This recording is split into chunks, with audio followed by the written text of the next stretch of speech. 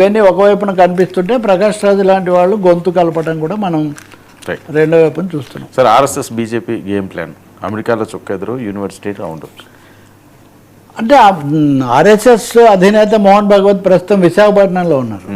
వాళ్ళ కార్యవర్గ సమావేశం అయిన తర్వాత బీజేపీ తరఫున ఒక విస్తృతమైన ప్రణాళిక, ఇప్పుడు జాతీయ పరిస్థితులు వీటన్నిటి తర్వాత ఎలా మనం ముందుకు పోవాలి, తదుపరి చర్య ఏంటని సరే కొంతమంది ఊహాగానాలు కూడా చేస్తున్నారు. అంటే మోదీకి వారసుని ఎంచుకోవడం కోసం సంఘ పరివార్ ప్రయత్నిస్తుందని మొన్న రామ్ మాధవ్ను మళ్ళీ కార్యదర్శిని ఒక బాధ్యుడిని చేయడంతో రామ్ మాధవ్ను చేస్తారని, రామ్ మాధవ్ వర్సెస్ యోగి ఆదిత్యనాథ్ అని, ఇవన్నీ నిజం కాదు. కానీ రామ్ మాధవ్కి వస్తాయి అలా ఎవరో ఆలోచించట్లేదు. కానీ ఒక తీవ్రమైన మథనం అయితే జరుగుతుంది. ఇందులో వ్యవస్థాగతమైనవి, రాజకీయ విధానపరమైనవి, మూడవది వెనకబాటును దిద్దుకోవాల్సినవి. ఇది ఆంధ్రప్రదేశ్లో జరగడం వల్ల, కూటమి ప్రభుత్వం ఇక్కడ ఉండడం వల్ల, ప్రత్యేకించి ఇక్కడ బీజేపీ ఆర్ఎస్ఎస్లు తమ విధానం, తమ సిద్ధాంతం, వాటి మీద వాళ్ళు స్ట్రెస్ పెట్టి చూడడం అన్నది ఖచ్చితంగా తెలుగుదేశం పరిధికి బయట ఉండేటటువంటి అంశం. సో తమ స్థానాన్ని తాము బలపరచుకోవడానికి, పటిష్టం చేసుకోవడానికి వాళ్ళు ప్రయత్నిస్తున్నారు. దాని మీద శ్రద్ధ పెడతారు ఇక మీదట. అది కూడా విశాఖపట్నం వాళ్ళకి ఇష్టమైంది. విశాఖ మేయర్ మాకు కావాలి అన్న పద్ధతిలో ఈ మధ్య కూడా బీజేపీ నాయకులు కొంచెం మాట్లాడారు. కాబట్టి విశాఖలో ఈ సమావేశం జరగడం అలాంటి ఒక ప్రాధాన్యత ఉంది.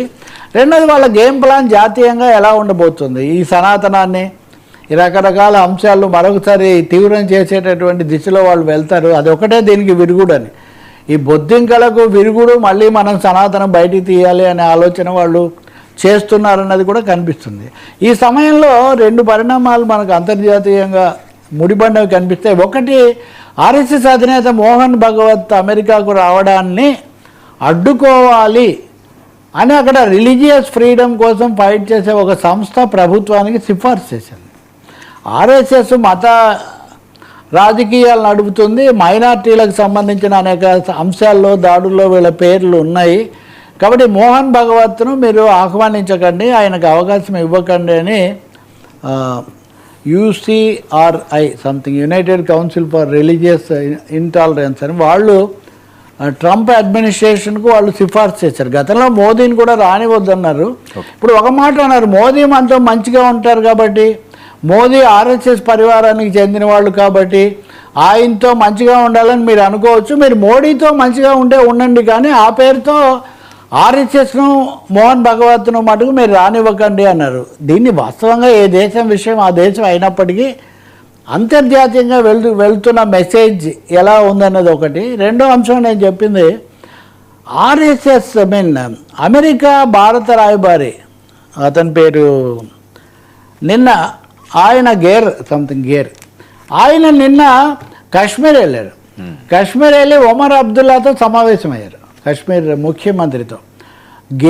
గోర్ ఆయన సమావేశమై భారత్లో కాశ్మీర్ అంతర్భాగం, చాలా గట్టి అంతర్భాగం, ఇది చాలా బాగుంది, ఈ పరిపాలన ఇవన్నీ కేంద్ర రాష్ట్రాలు కలిసి చేస్తున్నాయి, సో వీఆర్ హ్యాపీ అని ఒక మాట ఇచ్చాడు.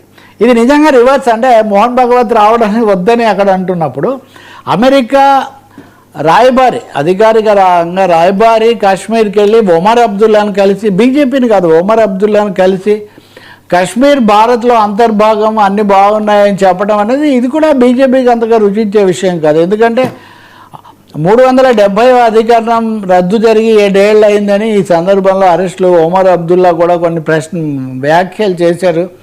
మీరు రాష్ట్ర ప్రతిపత్తి పునరుద్ధరిస్తామన్నారు, 370 ఇవన్నీ ఎప్పుడు చేస్తారని కూడా అడుగుతున్నారు. సో ఈ సమయంలో ఈ గోర్ అనే అతను అక్కడికి వెళ్ళటం బీజేపీకి కష్టం ఒకటైతే, రెండో వైపున పాకిస్తాన్ కూడా అభ్యంతరం చెప్తూ ప్రకటన చేసింది, కాశ్మీర్ మాది, కాశ్మీర్ అక్కడ అంతర్భాగం అని మీరు ఎలా ప్రకటిస్తారు, మేము దీంతో విభేదిస్తున్నాం అని చెప్పి. ఇదంతా ఒక కపట నాటకం నడుస్తుంది.